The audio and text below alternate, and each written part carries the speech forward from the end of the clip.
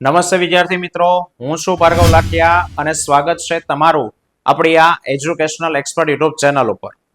મિત્રો, ધોરણ 10 માં વિષય વિજ્ઞાન અને ટેકનોલોજીની અંદર ચેપ્ટર 5 જૈવિક ક્રિયા જેની પ્રસ્તાવનાની વાત ઓલરેડી આપણે કરી ગયા છીએ. જો તમે હજુ એ વિડીયો ન જોયો હોય તો લિંક નીચે ડિસ્ક્રિપ્શનમાં આપેલી છે, ત્યાં જઈને તમે જોઈ શકો છો.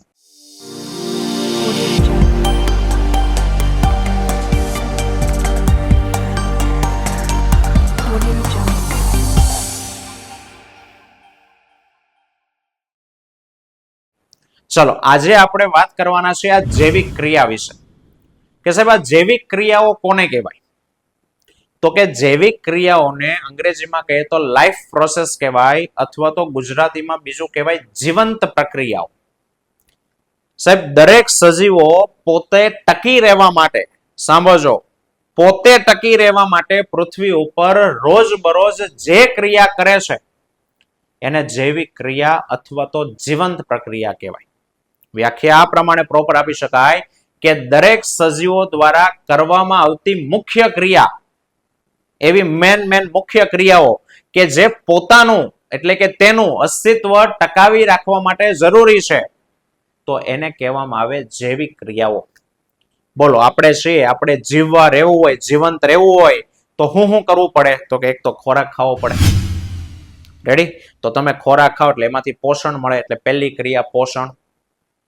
બીજું છે કે સાહેબ, આપણે જે ખોરાક ખાધો, શરીરના અંગોને કામ કરવા ઉર્જાની જરૂર છે, તો એ ખોરાકમાંથી ઉર્જા છૂટી પાડવી પડે, એટલે એને કહેવાય શ્વસન, એટલે કે શ્વાસ લેવો પડે. ત્રીજું છે, આપણે જે વસ્તુ ખાઈએ છીએ એ જાય છે પેટમાં, જઠરમાં, નાના આંતરડામાં, ત્યાંથી બધા ભાગો સુધી પહોંચવી જોવે. ફેફસામાં શ્વાસ લઈએ, ફેફસામાં આવે, એ ત્યાંથી બધા ભાગો સુધી પહોંચવો જોવે, એટલે વહન. બરાબર, એક સ્થાનેથી બીજા સ્થાને વસ્તુ જવી જોઈએ. અને ચોથું કે આપણા શરીરમાં કેટલાક નકામા પદાર્થો ઉત્પન્ન થાય, તો આ ઉત્પન્ન થયેલા નકામા પદાર્થોને શરીરમાંથી બહાર કાઢવા, એટલે એને કહેવાય ઉત્સર્જન. તો દરેક સજીવને જીવંત રહેવા માટે આ ચારેય ક્રિયાઓ કરવી જરૂરી છે: પોષણ, શ્વસન, વહન અને ઉત્સર્જન. જો આમાંથી એક પણ ક્રિયા સજીવ ન કરે તો એ લાંબો સમય ટકી ન રહે. જેમ કે પોષણ એટલે ખોરાક ખાઓ. તમે ખોરાક ખાધા વગર 2 દિવસ, 4 દિવસ કે વધીમાં વધી અઠવાડિયું સુધી જીવંત રહી શકો, પછી મૃત્યુ થઈ જાય આપણું. શ્વસન, શ્વાસ લીધા વગર કે શરીરમાંથી ઉર્જા છૂટી પડ્યા વગર માત્ર થોડીક સેકન્ડો શ્વાસ લીધા વગર આપણે થોડીક સેકન્ડ, 15-20 સેકન્ડ, અડધી મિનિટ રહી શકીએ. વહન, વસ્તુ શરીરમાં એક સ્થાનેથી બીજા સ્થાને અટકી જાય એટલે તરત મૃત્યુ થઈ જાય. હૃદય, હાર્ટ એટેક આવી જાય, હૃદય બંધ થઈ ગયું. વસ્તુ એક સ્થાનેથી બીજા સ્થાને અટકી ગઈ એટલે પૂરું. અને ઉત્સર્જન, નકામા પદાર્થોને શરીરમાંથી બહાર કાઢ્યા વગર પણ તમે કદાચ થોડાક દિવસ જીવંત રહી શકો, અંતે ઓટોમેટિક ઉત્સર્જન થઈ જાય, અને ન કરીએ તો મૃત્યુ છે તે થાય. રેડી? તો યાદ રાખજો વ્યાખ્યા કે ભાઈ દરેક સજીવો દ્વારા કરવામાં આવતી મુખ્ય ક્રિયાઓ કે જે તેનું અસ્તિત્વ ટકાવી રાખવા માટે જરૂરી છે, આ બધી ક્રિયાઓને જૈવિક ક્રિયા કહેવાય. 4 માર્ક્સનો ચેપ્ટરનો પહેલો સવાલ. રેડી? ચલો, આ 4 ક્રિયાના જે નામ આપ્યા, પોષણ, શ્વસન, વહન, ઉત્સર્જન, એની વાત આપણે કરવાની છે. તો સૌથી પહેલું કહીએ પોષણ. બોલો, પોષણ કોને કહેવાય? તો મિત્રો સાહેબ, આપણે જે ખોરાક ખાશું ને બધામાંથી આપણને પોષણ મળશે. ધારો કે મમરા ખાઈએ, બાલાજીના પડીકા ખાઈએ તો એમાંથી પોષણ મળે, પણ ઓછું મળે. અને ઘરે શાક રોટલા ખાઈએ તો એમાંથી વધારે પોષણ મળે. તો પોષણ એટલે બીજું કાંઈ નહીં કે ઉર્જાના સ્ત્રોતને, જેમાંથી આપણને ઉર્જા મળવાની છે, ઉર્જાનો સ્ત્રોત પણ એ ખોરાક સ્વરૂપે હોવો જોઈએ. ઉર્જા તો પેટ્રોલ, ડીઝલ, કોલસામાંથી મળે, તો કઈ પેટ્રોલ પીવાય છે? નહીં ને. એટલે ઉર્જાનો સ્ત્રોત એને ખોરાકના સ્વરૂપમાં બહારથી શરીરમાં દાખલ કરવાની ક્રિયા એને કહેવાય પોષણ. કોઈ પણ ખાવા લાયક વસ્તુ હોય એને તમે બહારથી મોંમાં મૂકી દો એટલે તમને પોષણ મળી જાય. બરાબર, આ થઈ ગયું પોષણ.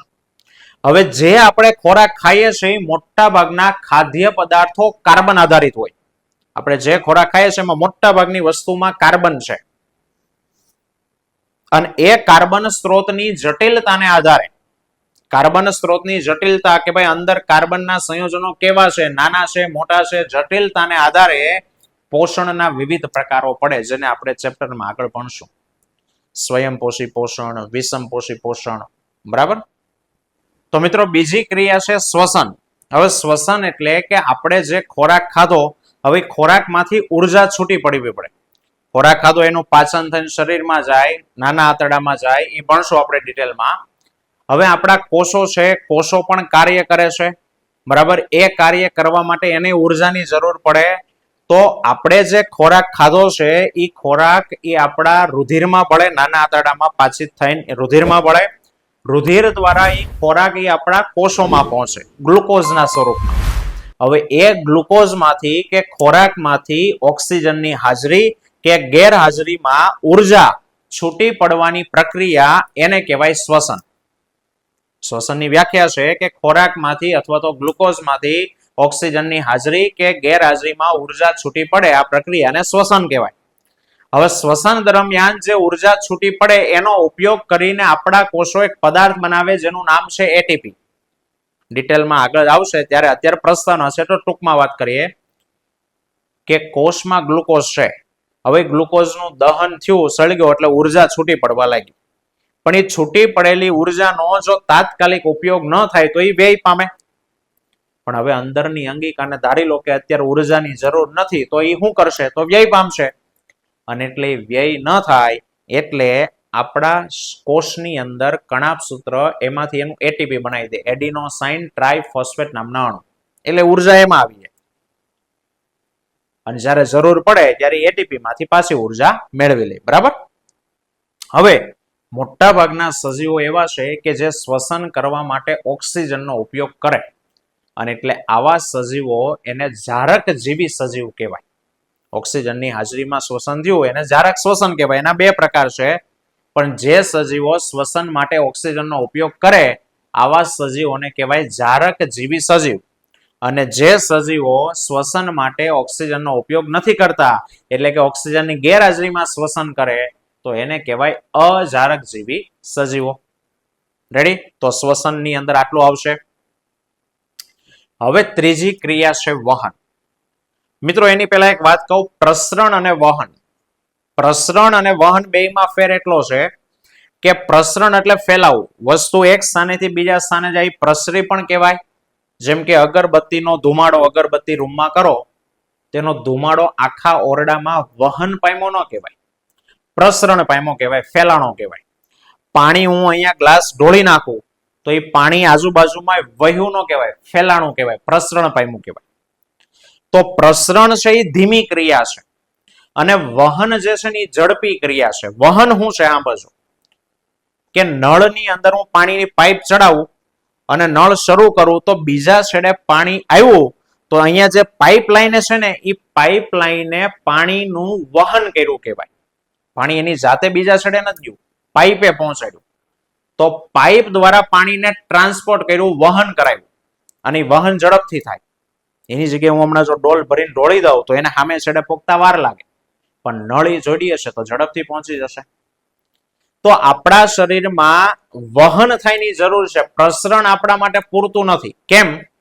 ખાસ કરીને એક કોષી સજીવોની વાત કરો કે અમીબા છે, પેરામિશિયમ છે, આવા એક કોષી સજીવ કે જેનું આખું શરીર એક જ કોષનું બન્યું.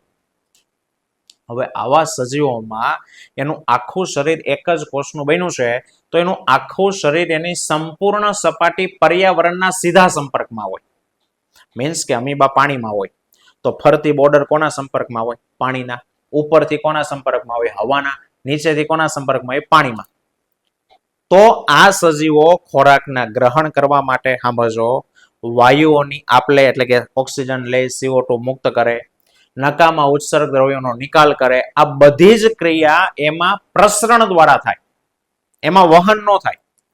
શું કામ ન થાય? કારણ કે એકદમ નાનું એવું શરીર અને એની અંદર વહન કરવા માટે પાઇપલાઇનો જોવે છે, એનામાં ન હોય. અને એટલે એક કોષી સજીવોમાં આ બધી ક્રિયા સાદા પ્રસરણ દ્વારા થાય, કારણ કે એનું આખું શરીર પર્યાવરણના સીધા સંપર્કમાં છે. પરંતુ આપણી જેવા બહુકોષી સજીવોનું સંપૂર્ણ શરીર પર્યાવરણના સીધા સંપર્કમાં હોતું નથી. આખું શરીરમાં ખાલી ચામડી છે પર્યાવરણના સંપર્કમાં, પણ અંદરના અંગો તો કઈ પર્યાવરણના સંપર્કમાં, હવાના સંપર્કમાં નથી. અને એટલે આપણા જેવા સજીવોમાં ખોરાક ગ્રહણ, ઓક્સિજન વાયુનો વિનિમય, કાર્બન ડાયોક્સાઇડ દૂર કરવો, ઉત્સર્ગ દ્રવ્યોનો નિકાલ, આ બધી જ ક્રિયાઓ એ સાદા પ્રસરણ દ્વારા થઈ શકતી નથી. કારણ કે પ્રસરણ દ્વારા બધી ક્રિયાને થવા માટે સમય લાગે. ઉદાહરણ તરીકે ફેફસામાંથી ઓક્સિજનનો એક અણુ જો એને પોતાની જાતે પ્રસરણ દ્વારા પગના અંગૂઠા સુધી પહોંચવો હોય તો 3 વર્ષે પોગી રહે. બોલો, આપણામાં ચાલે પ્રસરણ? ધીમી ક્રિયા છે. આપણામાં ઝડપથી ત્યાં ઓક્સિજન જવો જોઈએ, ઝડપથી ઉર્જા છૂટી પડવી જોઈએ. અને એટલે આપણી જેવા બહુકોષી સજીવોમાં શું હોવું જોઈએ? યોગ્ય વહન તંત્ર હોવું જોઈએ. મીન્સ કે પાઇપલાઇનો હોવી જોઈએ, એને ધક્કો મારવા વાળું કોઈક હોવું જોઈએ, જે આપણે ભણશું. એટલે વહન તંત્ર આપણામાં હોવું જોઈએ. રેડી? તો આ વહન. અને ચોથી ક્રિયા ઉત્સર્જન. ઉત્સર્જન. હવે ઉત્સર્જન કોને કહેવાય? પહેલા તો કે સાહેબ આપણા શરીરમાં ઉત્પન્ન થતા નાઇટ્રોજન યુક્ત હાનિકારક પદાર્થો એને શરીરમાંથી બહાર કાઢો. ખોરાક ખાવ, અંદર પાચન થાય, ઘણી બધી અંદર ક્રિયાઓ થાય. આ ક્રિયા દરમિયાન કેટલાક નકામા પદાર્થો પણ ઉત્પન્ન થાય. એ નાઇટ્રોજન યુક્ત નકામા પદાર્થોને શરીરમાંથી બહાર કાઢવાની ક્રિયા એને કહેવાય ઉત્સર્જન. હવે હમણાં વાત કરી કે એક કોષી સજીવ, સાહેબ આખું શરીર પર્યાવરણના સીધા સંપર્કમાં છે, તો એ નકામા દ્રવ્યોના નિકાલ કરવા માટે પણ પ્રસરણ જ થાય. શરીરમાંથી કોઈ વસ્તુ દૂર કરવી છે તો પ્રસરણ ધીમે ધીમે ધક્કો મારી અને એને શરીરમાંથી બહાર કાઢી નાખે. પણ આપણી જેવા બહુકોષી સજીવોમાં પ્રસરણ માટે શું હોવું જોઈએ? તો કે યોગ્ય અંગ હોવું જોઈએ, યોગ્ય તંત્ર છે તે હોવું જોઈએ. રેડી? તો આ 4 ક્રિયા, 4 માર્ક્સનો ચેપ્ટરનો મોસ્ટ આઈએમપી સવાલ પરીક્ષામાં બોર્ડમાં પૂછાઈ ગયેલો છે. બરાબર? આવતા વિડીયોમાં ફરી પાછા મળીશું. ત્યાં સુધી જય હિન્દ, જય ભારત.